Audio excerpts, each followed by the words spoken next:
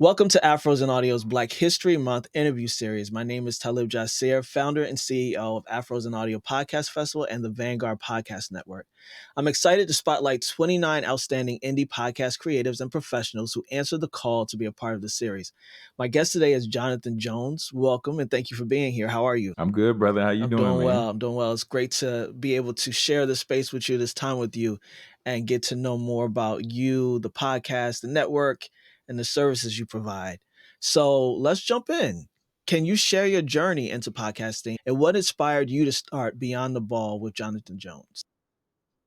Yeah, so great question. So kicking off, and I'll be brief on this one, but rewinding back, man, I started speaking first, and then I hit a wall, and I'm trying to figure out how can I get more people's attention? How can I connect with more people that I don't already know? So then this was around that time where Gary Vee was saying, everybody needs to start a podcast. Everybody needs to start a podcast.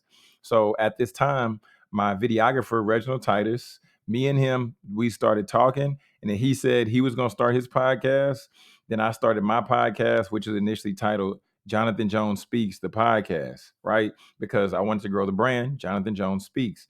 So that's where everything really kicked off, man. And this was what, late 2016, beginning of 2017, because I knew that I had to get in front of more people. And then I felt that podcasting was the way. So that's how we started. Then I rebranded it and named it Speak Your Success. And then I'll fast forward a little bit more. Pandemic happened and they're shutting down schools because, like I said, I was a speaker first, and they're shutting down opportunities that I had and different things like that. So now I'm in the spot to where I'm trying to figure out and go reverse engineer, if you will, and trying to figure out how can I do something to where it still brings me joy. I don't get burnt out by it, but it also would be a smart business decision. And that was when Beyond the Ball with Jonathan Jones came about, because I said, I want to gear this content towards student athletes. I want to provide them with life after school type tangible instructions and application that they can begin to apply into their lives. And man, then the rest is history. So I started that to be able to speak at more colleges and partner with their student athletes in that way. That's awesome. I love the progression of it, the pivots, the renaming, all of that stuff. It's a part of the process, and be willing to say, yeah, we did that. It was A/B testing. I'm working it out. And even if it's A/B testing with my own self, that's Uh-huh. enough. And so I love that you were able to keep progressing the work while remaining true to the original plan and the initial come from. That's super dope. Yes, sir. Yeah. Man, and then one thing I love that you just said, Talib, is the fact that the people who don't start the podcast yet, right? They're like, well, give me the instructions, give me the equipment I need, all of those things. But the way that you're going to learn most about podcasting is you going through the journey yourself, and then you perfecting it, and you taking stuff that you learned from Afros and Audios, and you taking stuff that you might have learned from other conferences and different people, but then still putting your own tweak on it. So, man, you just hit a major point. I don't want the people to miss that. You're going to learn through your own journey and through your own experience, Yeah, that's the period. only way to learn is to F Mhm. around and find out. Yeah, yeah, So, yeah. with your emphasis on helping student athletes transition from college to career, how do you incorporate this mission into your podcasting and your content creation? For sure. And this is the part where I don't want this to be confusing, but this is the part. So I go to colleges and now I speak on podcasting, just period.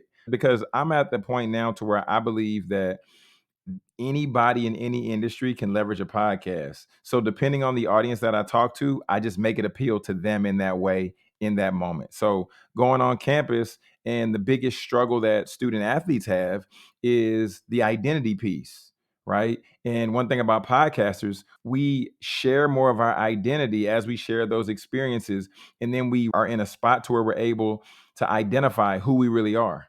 So I hit on that piece for them, and then going through just the ebbs and flows of podcasting, equipment not working, this platform doesn't work the best, or where are these other tools?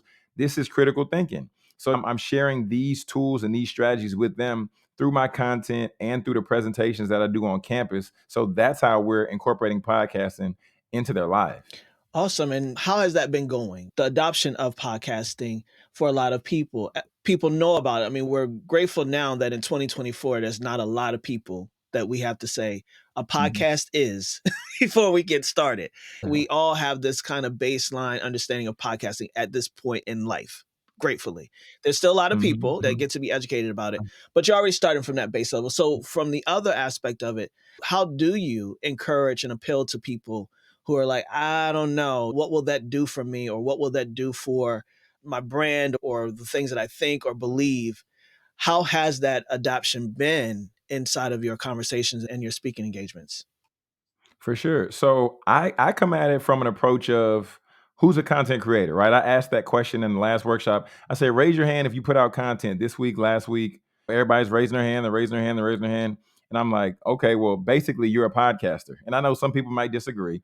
But the reason why I want to come at it from that approach is because sometimes people see podcasts or they hear podcasts and they make it this massive thing and they create all these barriers and they give you all these reasons why they can't do it. So I wanted to come at an approach that was already normalized for them, right? And then by doing that, then I began to familiarize them with ways that they can begin to incorporate this. Every day you wake up and you go through this process, right? You brush your teeth, you make this protein shake and you go work out, you do whatever you do. And I said, imagine if you just documented it one day. You just told people what you're doing as you go through it. It's normal to you, but there's somebody out there that wants to know that process. They want to know what you're doing, they want to know what protein you're drinking. So, letting them know these things, but most importantly, letting them know that there are people who are looking up to them, people that want to learn from them, then this is the way to where it really makes it a easy injection for them as opposed to them thinking of, oh my goodness, a podcast. I got to go into a studio. I got to buy all these lights and do all this. So I start off slow. And then as we educate them and that confidence is building, then we'll add on other pieces. But I start off slow, start off real slow. No, that's awesome. I love that. And that it does get to be as niched as it can be. There's an opportunity for Mhm. that. And to start off in a space that you understand the knowledge you have. It was a phrase that changed my mind in a lot of ways. And it said that your base level of knowledge and information is somebody else's, like, blow their mind, right? I never thought of it from that perspective. Mhm. I never knew about Mhm. that specific thing, right? We happen to be in this it's just me space all the time. It's just me. Who am I to tell Mhm. this or speak Mhm. this or provide this message? And that is something that definitely is a socialized belief and behavior. But we got to get out of this. It's just me. So why would anybody want to hear from me? Mentality that we get in that stops us from moving forward. So I love that you start there. Like, you got it. You just now let's do something with it, you know? Yeah, for sure, for sure. Because I'm sure you can relate to this as well. Because yet nobody sees themselves as high as other people see them or view them, right? So understanding that we have to take a real critical lens to ourselves at times, just so that we can give ourselves credit. We need to take a step back every once in a while and say, what have I successfully accomplished? Okay, you graduated high school. I don't know the percentage of people that graduate high school, but I'm sure there's a lot that haven't. Then, if we take it a step further, okay, you've graduated college, or you started your own business, or you've done a public speaking engagement, or you created a product, whatever it might be. These are all things, these are all stair steps to where we can look at and say, if I've done that successfully, then I can show somebody else how to do that, or I can teach somebody else. And I think that's one of those things that also can really chip away at that imposter syndrome because we're so hard on ourselves, like so hard. People, some of the most accomplished people, you'll ask them like, "What's next for you?" They're like, "I don't know, but I need to go do something else." It's like take a breath and give yourself credit for what you've done, and then go teach somebody else how to do it. Absolutely. A lot of us set the bar, and then by the time we reached it, we've put the bar up here, and then we forgot that we reached the bar the first time. And we're constantly in that space. So I love that you said that. And for someone who has done the work that you've done and poured into so many people, it is definitely has legs. It's meaningful that you share that insight. So you mentioned that Beyond the Ball Media and everything else you do, it aims to educate, enhance, and elevate the perspective of our communities. Can you elaborate on how you achieve this through your podcast network? For sure. So what we've done is we're starting with Beyond the Ball with Jonathan Jones, and that one has the goal of that particular podcast is to help 1,000 help 100 entrepreneurs successfully generate their first $1,000 in business, right?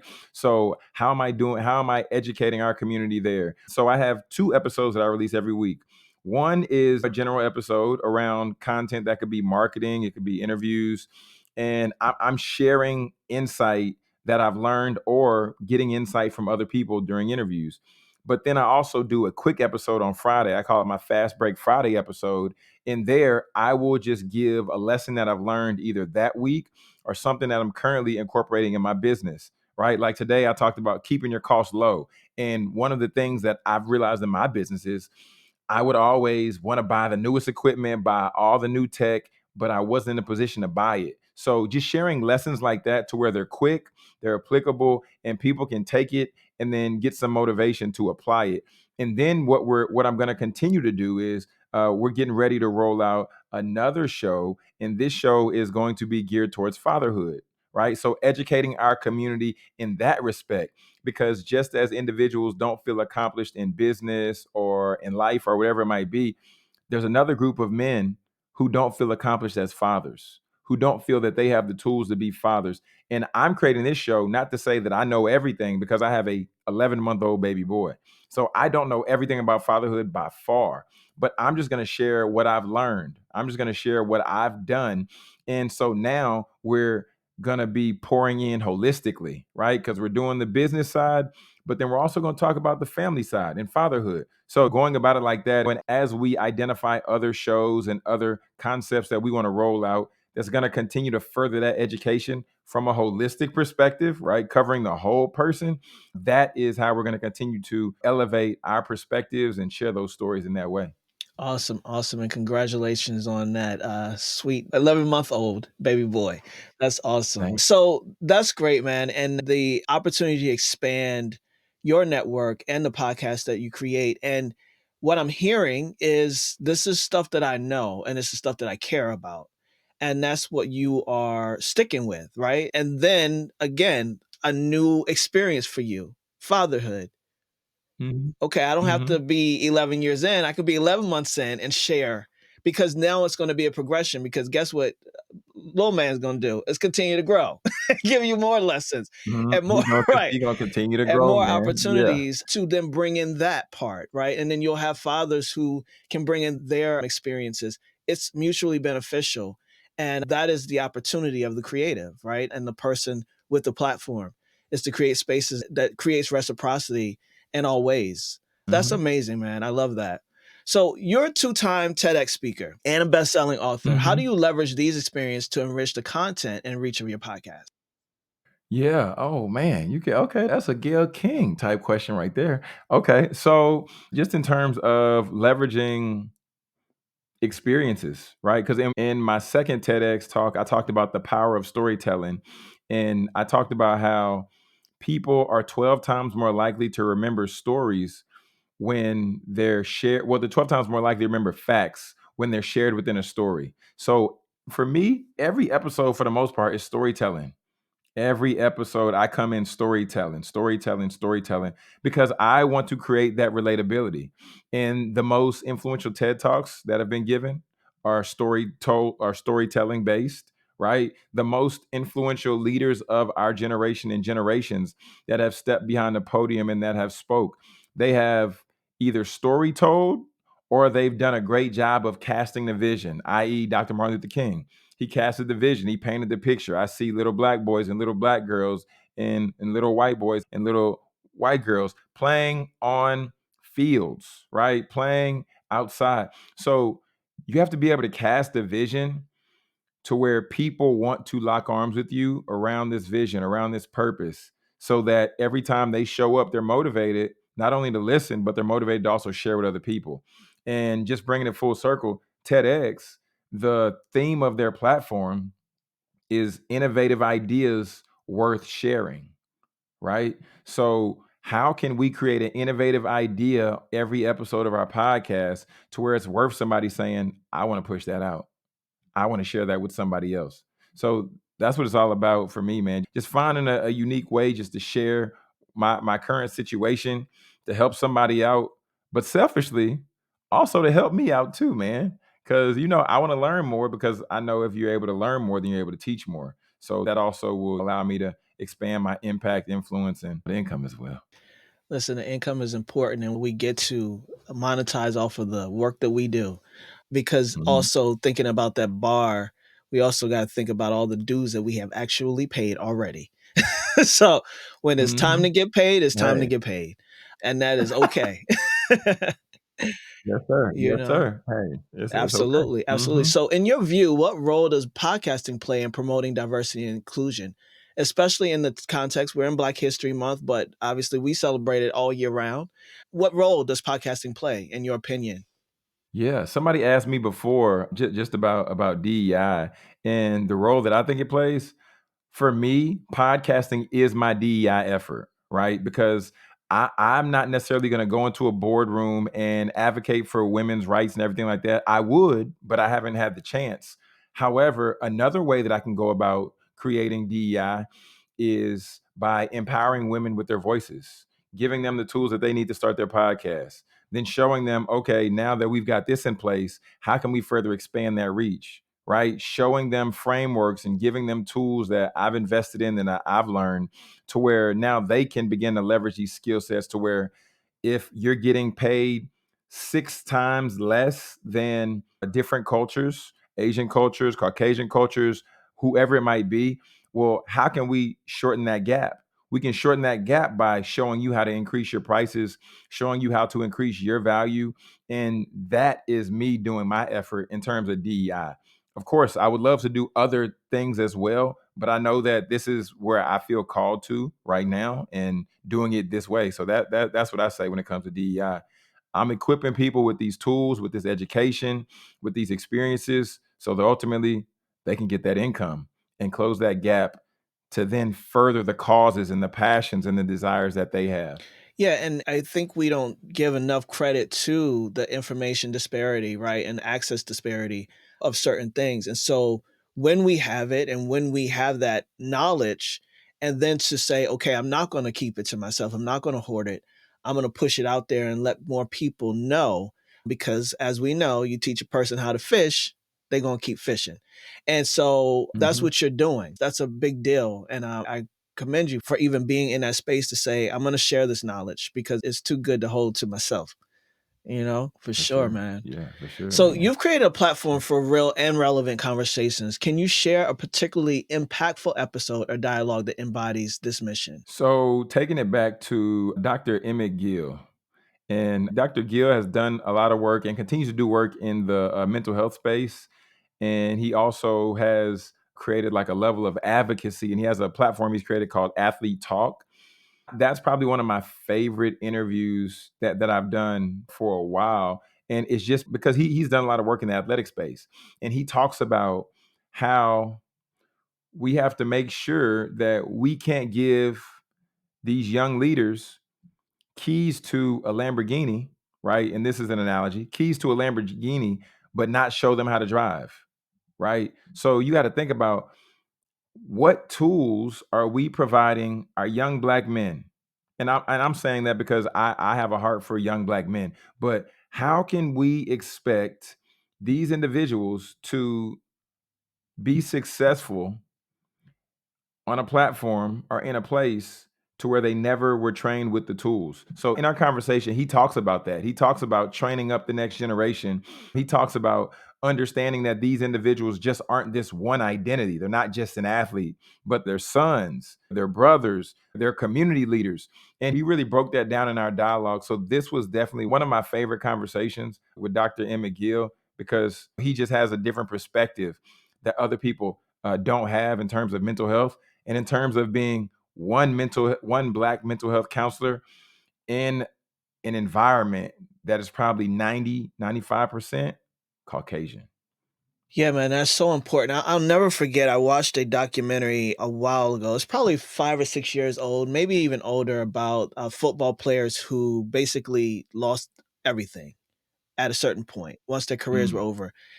And the shame and the burden and the guilt that was just, they couldn't even lift their eyes to the camera when they were talking about these type of things that they went through and things that they spent their money on. And a lot of it, you think it's on that Lamborghini, a lot of it was friends and family and buying somebody this and buying somebody that. And it's just never turning off the faucet of support for others.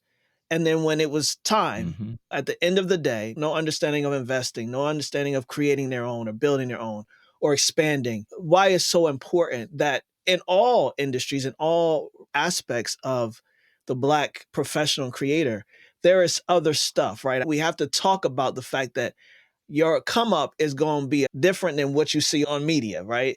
It's going to look different. Uh-huh. If you try to follow that same model, you're going to be hard pressed. We've got to have mental health support, overcoming socialized behavior support, and then the support to move us into that future. You on the field and you making touchdowns and you Mhm. happy, and now you're here and your identity is gone. That says something about the deliberateness inside of that as well. So to have folks to understand that off the gate and to try to support, that's amazing because it's necessary. It's Yeah, extremely necessary, man. Yeah, extremely for sure, necessary. for sure. Mhm. So with the success of podcasters at the heart of your community's rewards, so you can talk a little bit about that. Could you share a success story of someone who has become a go-to expert in their field through your network?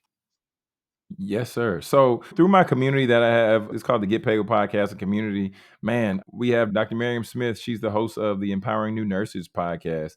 Before I met Dr. Smith, she had no social footprint whatsoever. TikTok, YouTube, Instagram, LinkedIn, Facebook. She'd have none of that. But after some time, like the first 3 months, she was able to get like 300 subscribers on her YouTube, which was super, super awesome for her. And then I was talking with her the other day, and she was able to generate $1,000 sales in her books. She launched the podcast, then she wrote the book all through the same process, and then she was able to generate 1,000. So shout out to Dr. Smith. But then there's other people, even like Coach Ed Jones. He's the host of the Player Development Pod, and his podcast he talks about player development, right? So helping athletes as well as athletic directors and different people like that, helping them get an understanding of what player development is all about. So educating people in that way. My man put on a conference, sold 100 plus tickets from his conference. He was able to generate $15,000 between conference tickets, podcast sponsorship around the conference. And then now he's even came back around and started doing a cohort to where he's training people that want to get in that player development space. And he says it all the time. He says, and it all started from the podcast. And now he's about to do the conference again. So there's a lot of stories like that, like those individuals. And then we got another guy named RJ Zimmerman, and he talked about sobriety and mental health. And then he started doing some coaching. And then even further than that, he's helping people start that sobriety journey and helping them go from being alcoholics to being present fathers. And I mean, like the list of stories just goes on, but those are some of the people that I'm just really and extremely proud about because those people were action takers. They showed up, they asked me questions, we talked about it, and then they took the action and they went and got the results. So I'm really proud of them and really excited for the success that they've been having. That's awesome, man. It says everything about application. It's one thing to get knowledge.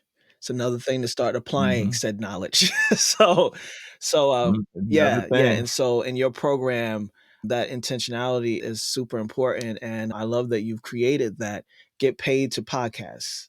That's the name of it. Yeah, get paid Get with paid with podcasting. podcasting. Yes, sir. Get All paid with right, awesome. podcasting. So your advice to podcasters is to get clear on their audience and identify their pain points. Can you walk us through how you applied this principle to your podcast and the impact it had? Yes, sir. So in terms of getting clear on who's your audience, a lot of times people are like, well, I can talk to a lot of people. And I know you know this because you talk to many podcasts. You probably talk to more podcasters than me. But the people are like, I can talk to anybody. I can talk to people 20 to 40 and all this. I always say just start with one person. And then I say, begin to think, who are the people that come to you and approach you most asking you to help them? Who are the people that come to you? And then typically when they come to you, what are they asking you with help for? Okay. So when we identify who's this person, then we want to go a little bit deeper on them. What are they watching? Who are people that they look up to? Who are people that they admire? And when we begin to look at some of that data, then we're able to identify, okay, there's this individual and they are 20. What is a 21-year-old struggling with right now? Because now we're talking about the pain points. A 21-year-old is probably struggling with maybe a little bit of identity, maybe trying to figure out what's the next thing they need to be doing in their life, right? Trying to navigate through these things. So when we talk about the pain points, we then want to just create a solution for that pain point. This can look like you doing a series on adulting 101 for that 21-year-old. This could look like you just having an adulting 101 segment in your show to where you're addressing the pain point. Or even if you want to help them become a lead, you can do a freebie, put out a freebie and say, hey, we're going to list out all these adulting 101 videos, and you can get this freebie if you give us your email address, your telephone number, and your name. So, in terms of identifying that audience, we will be able to identify them by giving them a chance to respond to a call to action that we put out, right? Then we can get some data. Who are you? How old are you? All those different things. And then solving the pain point, we just listen to people. What are you struggling with? You listen to people and they're going to tell you. And then when they tell you what the pain is, then you should go and create a product that solves that pain point. Yeah, that's smart. Masterclass. You just gave one, and I appreciate it. That's awesome, man. So, Beyond the Ball Media offers a variety of insights and strategies for success. Can you share one strategy that has significantly impacted your growth or the growth of those in your network? Besides start a podcast. Man, I was about to say, it got to be a podcast. Okay, so after you start the podcast, and then you become the expert, right? Because you show up every week and you're talking about topics around in the same overall theme, right? Or at least you should. I believe the next natural step for you should be to teach. And I don't want to say to speak because I don't want people to get overwhelmed, but somebody's going to ask you, hey, that thing that you talk about on your podcast, that thing that you're always telling people about, can you teach me how to do that thing? So your next step should be teaching either somebody else or it should be teaching a group. You can find a local high school, and depending on what your area of expertise is, right? That would determine if that area of expertise is meant for high school students or it's not. Okay. Just talking about if it's graphic or not or whatever that might be. But go and teach some students at a school, go and teach some adults at a nonprofit.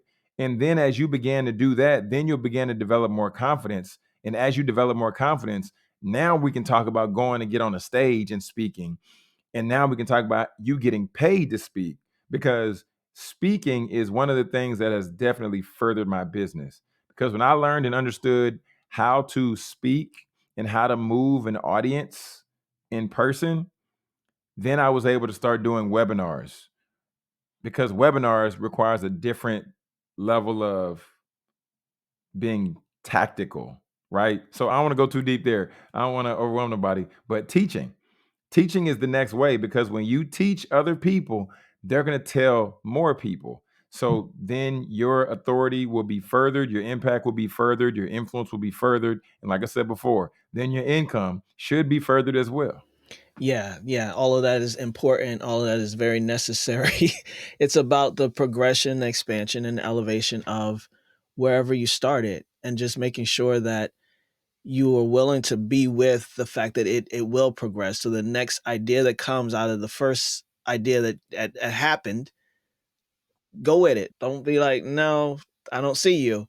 Go with it. It's a Yeah. journey. It's a path. And to be willing to be a part of that path is only up from here in a lot of ways. Yeah. Yeah, man, that's cool. That's cool. So, Hmm. in terms of collaboration and networking within the podcasting community, how do you approach partnerships and what advice would you give to podcasters looking to expand their networks? I would say go in asking questions, right? Don't just tell, oh, I know you need to connect with this person or you need to do, no, no, no, no. Go in asking questions, right? And the reason I say that is because my colleague, Ariel Young, she's the host of the Work and Play podcast. I was at the Black Podcast Conference in Atlanta. I met a gentleman. He was the owner of a bar. Okay. This is in Atlanta. He was the owner of a bar. And he was like, hey, I'm trying to figure out how to sponsor some podcasts. And I said, what are you looking to do? And he said, well, I want more people to come to my club. I want more people to come check us out. So then after listening to him, I got his information. I talked to Ariel and I said, Ariel, you need to talk with this guy. He's looking to get more people in Atlanta into his club. So they had a conversation. And then she was able to secure her largest sponsorship, all because the dots met, right? So when we listen to people, they're going to tell us their pain. When they tell us their pain, that's when you identify who the right partner would be. Because, you know what I'm saying? I could have said, hey, yeah, I'll do it. You know what I'm saying? Hey, I want a sponsorship. Let me get that partnership money. But I don't live in Atlanta, so it wouldn't have benefited him. It would have been selfish for me, and then it would have crushed the relationship long term with that gentleman. So I like to ask more questions. I like to listen. I like to get clear on what people are looking to accomplish. And then when I get clear on what they're looking to accomplish, that's how I then can determine if I can help you, if I should direct you to somebody else. That's the way to go. Go in asking questions. First, lead with a compliment and then ask questions. And then that'll open up the door Yeah, for yeah, sure. man. I like everything you said. And yeah, you the one, man. People listen to him, listen to Jonathan, and go check out what Jonathan has to offer you because it's real. That integrity piece of it is important and it's missing in a lot of coaching, consulting, and partnerships.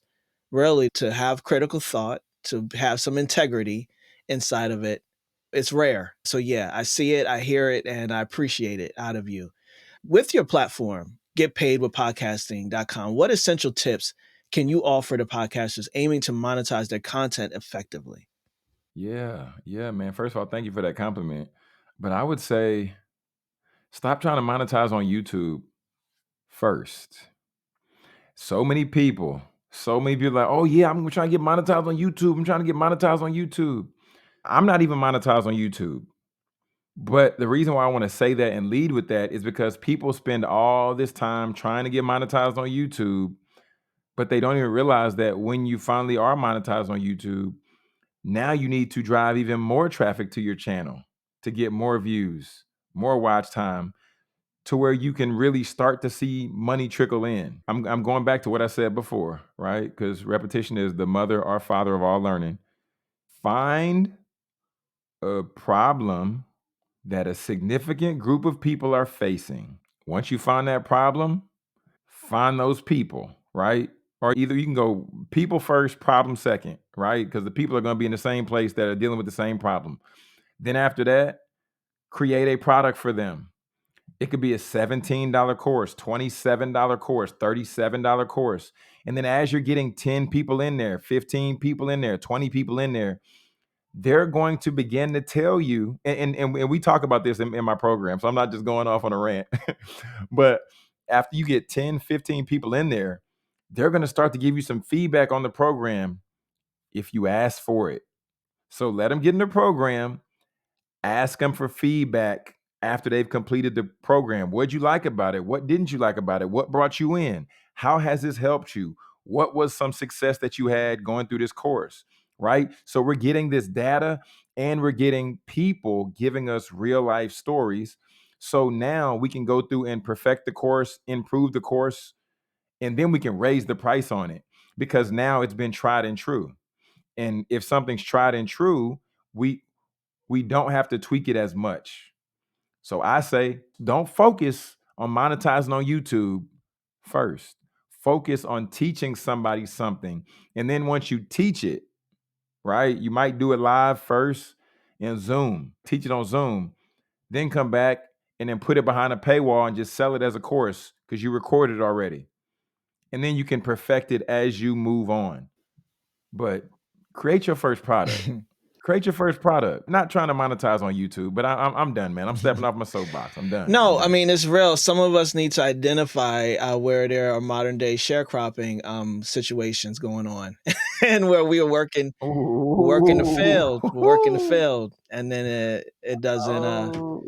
doesn't quite pan out ever. And for those who it Ooh. does, you know, well, I'm a critical thinker, so we gonna always go there. But it's like we got to think about things like this, even though you might see some people winning on their levels to it, right? And there are sacrifices, and there are also things that are being neglected because there's one focus, and where there's a whole world to focus on, and opportunities. Man, modern day sharecropping. It's Yeah. true though. Golly, that's so true. Man, because I mean, we can go down the line. Because think about it. Okay, so let's just say there is somebody out there. They're like, man, but I got 100,000. Well, I'll take Coriel for example. Coriel, she's an OG in the podcast space, and I saw her put out a post the other day, and she was like, "I have over 150,000 followers on Instagram, but I think she put out a post and it might have got like 150 likes." And she was like, "Make it make sense." That don't make sense in any stratosphere. So if you're investing so much time into an individual platform and expecting them to put you as a priority over them as a priority, it's never going to happen. We have to make ourselves a priority over any platform. Yes, use the platforms, but make sure that you leverage it to where it's benefiting you, not to where it's benefiting them. Absolutely. Yeah, I appreciate that, man. So I got two last questions for you. What technological tools or services do you consider essentials for podcasters based on your recommended tech stack? What technological tools do I consider to be essential? Okay, for one, I'll say get you a good microphone. And shout out to y'all, because I won this microphone from y'all. You probably don't remember. I You remember. probably I don't remember. remember. I That's won this. awesome, man. Okay. Congratulations Yeah, again. man, this Samsung Q9U. I won from the Afros and Audio family. Thank you. But this is my favorite microphone. Like, this is my favorite microphone. I got the other Samsung. I got some Shure. This is my favorite microphone. So you want to get you a quality microphone, like for sure, for sure. And then outside of that, I also would say get you a solid DSLR camera, and those two things. And then the last thing is you want that USB connector that you can connect into your camera and then connect that into your computer. And the reason I say you want to get that camera is because not only can you do podcast recordings online, but then you also can take the same camera, and then when you go and do a live presentation, you can go and record that as well, right?